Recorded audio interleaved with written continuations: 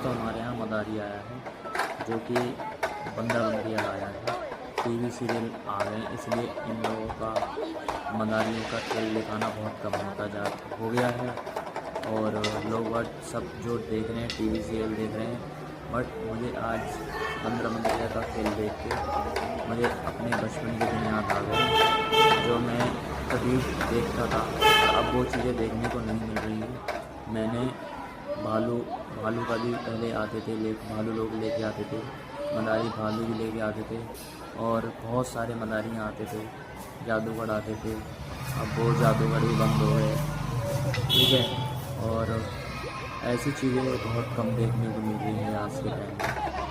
तो वीडियो को देखते रहें, कमेंट करना, लाइक करना, शेयर करना और सब्सक्राइब जरूर करना नेक्स्ट वीडियो के लिए। दोस्तों बहुत मज़ा आया मुझे देख के, मेरे साथ खुश हो गया बिल्कुल।